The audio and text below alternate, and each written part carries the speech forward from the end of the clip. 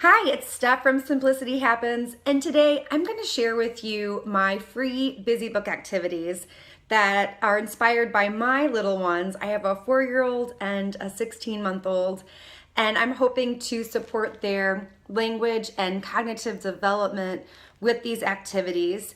As a speech and language pathologist, I know that kids learn while playing, and these activities are perfect for that. So I'm going to just show you the booklet now. So there are a bunch of activities in here, and I'll show you them in just a moment.